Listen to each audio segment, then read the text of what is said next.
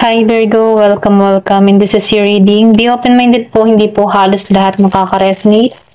And thank you nga po pala sa mga nagsusubscribe, okay? Start na tayo. So, tingnan natin yung overall energy ng Virgo, okay? So, piliin nyo kung energy nyo to.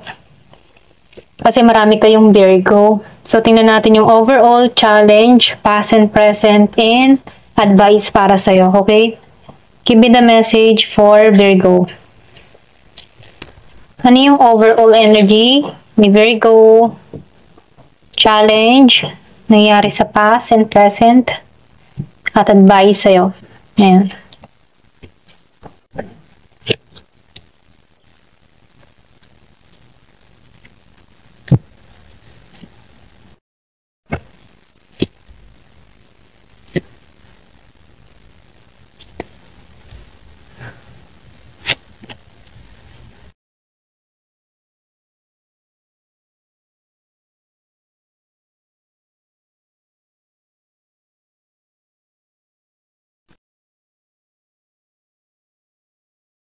So, nakikitaan ko dito, no?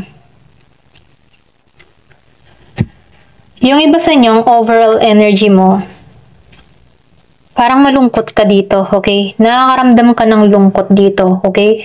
So, nakikitaan ko dito, yung iba sa inyo, no? Hindi halos lahat. Kulang ka ngayon sa pagmamahal, okay? Parang nabitray ka, nakaranas ka ng betrayal, pagkaloko, or pwede rin sabihin na meron kang yung bang tipo na meron kang naubos sa'yo, okay? So, nakikita ko dito, meron ditong pinirahan, in-scam, or pwede rin sabing ginamit ka, okay? So, meron ditong tao na naghuthot sa'yo, okay? Kung meron ka mang kadiling dito na Virgo, Capricorn, and Scorpio, Cancer, and Pisces. So, nakikita ko dito na itong tao na to, hindi totoo yung pagmamahal niya sa'yo, okay? So, dito mo nararamdaman na meron kang tao dito na hindi nagiging totoo para sa'yo.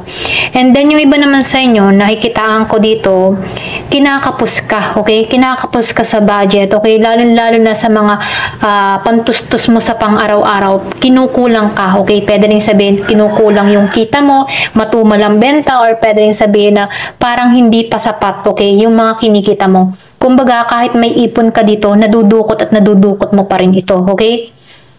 So, yung pinaka-challenge dito para sa'yo, yung iba sa inyo, hindi ka makatulog, okay? Nai-stress ka sa kakaisip kung paano ba tatanggalan to. Plus problema yung dumarating dito, pero ganun pa man, sinasabihan ka dito, huwag kang mag-alala, okay? Meron ditong sorpresa na naghihintay sa'yo, okay? So, meron ditong biyaya or blessing na darating, okay? Kung nakakaranas ka man dito ng mga ganitong pagsubok, sinasabihan ka dito, be open-minded, okay? Tanggalan mo yung pag-iisip ng mga negatibo kasi hindi ito makakatulong sa sitwasyon mo. Lalo ka lang malulugmok nito, okay? So, sinasabihan ka dito, be patient and be positive, okay? Kasi merong parating, may parating sa'yo, okay? So, nakikitaan ko din dito, pinaka-challenge dito, no? So, nakikitaan ko dito na ikaw, medyo yung mga pinaghihirapan, ano, yung iba sa inyo, Virgo, no, nakikitaan ko dito na yung mga pinaghihirapan mo, hindi pa nakikita or hindi pa nagbubunga, okay? Kumbaga, hindi mo pa nakikita yung resulta. Parang naiinip ka na kasi wala pang pag-progress, okay? Kung ano man yung sinasagawa mo, tinatrabaho mo, hindi mo pa nakikita, okay? Wala pang earnings or pwede rin hindi pa nadadagdagan yung profit or pwede rin sabihin hindi pa umaangat, okay? So, sinasabihan ka din dito na huwag kang mawawala ng pag-asa, okay? Kasi dito, medyo sarado pa ang kaisipan mo eh. Parang naiinip ka. Gusto mo agad makuha yung pinaghihirapan mo. So, sinasabihan ka dito, no, na be patient, ano, tinuturuan ka lang dito, okay? Kumbaga, sinusubo ka lang dito, okay? Kasi nakikitaan ko dito yung pagod mo eh. Pagod ka na, nahihirapan ka na sa sitwasyong kinakaharap mo.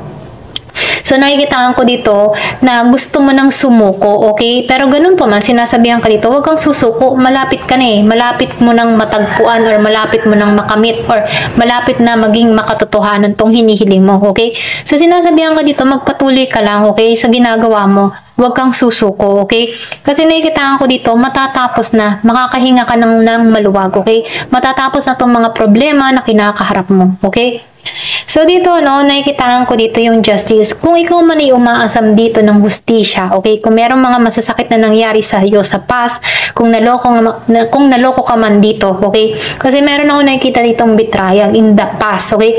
So na-feel ko dito, merong betrayal or nag-betray sa'yo, okay? Kung sa pera, sa love, or ano pa man ano, meron kang naranasang betrayal, okay?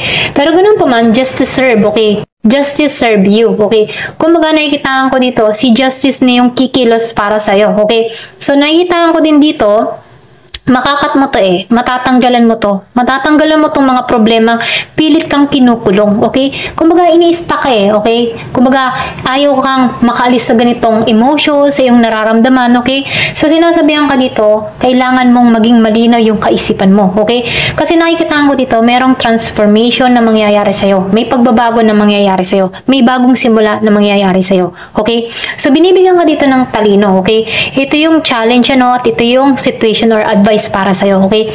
Binibigyan ka dito ng talino na maunawaan mo yung sitwasyon mo na hindi ka palaging nakalugmok, hindi ka palaging may problema, okay?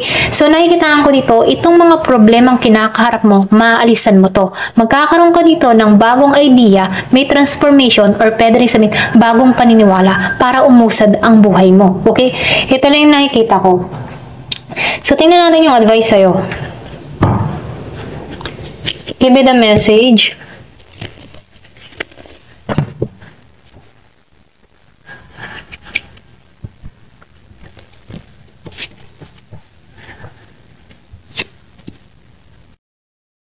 Follow your position, purpose, inspiration. So, para ma-fulfilled ka dito, sundin mo yung pangarap mo, sundin mo yung positibo, sundin mo kung ano yung magiging magaan ang kalooban mo, okay?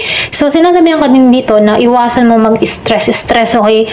So, nakikitaan ko dito, kailangan mo lang dito rin, okay, na magkaroon ng panibagong hobby or pwede rin panibagong routine nang sa ganun, yung stress na nararamdaman mo, hindi to ang lumamon sa'yo, okay? So, tinuturuan ka dito na kailangan mo magkaroon ng time management para sa sarili mo, okay? Or pwede rin sabihin, routine, okay, hobby, or pwede rin, tinutulungan ka dito kung ano yung hilig mo, dun ka pumunta, okay? Ito na yung mensahe. So, be patient, So, sinasabihan ka dito, be patient, okay? And have faith in divine timing. Kumbaga, be patient. Patient is the key sa mga taong marunong ng pasensya, okay? Makakatagpo sila ng kasaganahan, makakatagpo sila ng magandang hinaharap, okay? Kapag ikaw ay patient, okay? So, trust ka kay God, trust ka kay universe, okay? Kasi hindi lang ikaw yung nakakaranas ng mga pagsubok sa buhay. Marami tayo, okay? So, dito pa lang sa mga pagsubok nito, nasa sayo kung paano mo to panghahawakan, kung paano mo to resolbahan, at kung paano mo to aaralin, tanggalin to sa buhay mo, okay? Kumaga, kanya-kanya tayo para tayo may mga responsibility sa ating mga pagsubok sa ating buhay, okay? So, tinuturuan ka din dito na have faith, okay? I-surrender mo lahat ng mga problema, i-surrender mo lahat ng mga alalahanin, okay? Tinuturuan ka dito na magtiwala kay God, kay universe, kay Jesus, o kung sino man ang sinasamba mo, magtiwala ka dahil meron ditong divine timing para sa'yo, okay?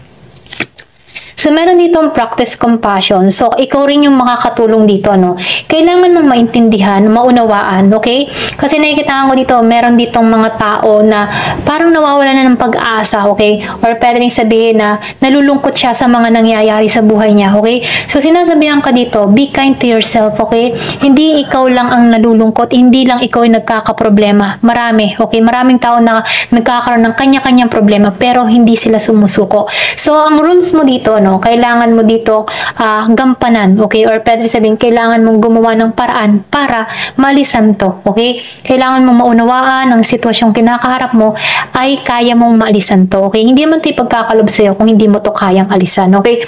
So, be kind and love, okay? Kailangan, kahit may mga problema tayo, kailangan natin maging mabait, maging mabuti sa ating kapwa, maging mapagmahal pa rin kahit nasasaktan tayo, okay? Ito na yung mensahe, So, meron ditong take responsibility. Yan, sinasabi ko nga kanina, responsibility. Lahat ng pagkilos mo ay nasa isa iyo, okay? Kumbaga, responsible ka sa mga kilos mo at sa gawa mo, okay? So, nakikitaan ko dito pumapasok yung growth and maturity. Kumbaga, tinuturuan ka dito mag-mature ang isipan mo. Tinuturuan ka dito na kumilos ka ng tama, okay? So, sinasabihan ka rin dito, lahat ng ating mga ginagawang mali, ating responsible yun sa buhay natin, okay? So, tinuturuan ka dito na maitama or mag-matured or pwede rin sabihin, mag-isip ng maayos, okay? Para maalisan itong mga problema na ginagalawan natin. Halimbawa, nalulungkot ka, responsible mo para maging masaya ka. Responsible mo, okay? Nasa sa'yo yun. Okay? Kung hahayaan mo yung sarili mo na malugmo ka sa ganung sitwasyon o sa ganung emosyon, okay? Nasa sa'yo. Kung magpapalinlang ka sa sarili mo, okay? Ba't di mo nasa sa'yo kung paano mo i-handle yung emotion mo, okay? Kumbaga, nasa sa'yo, okay? Responsible mo yun. Ayan. So, meron ditong trust your partner. So, ganun pa man ano, sinasabihan ko pa rin dito, magtiwala ka sa partner mo, okay? Trust, communication, so faith.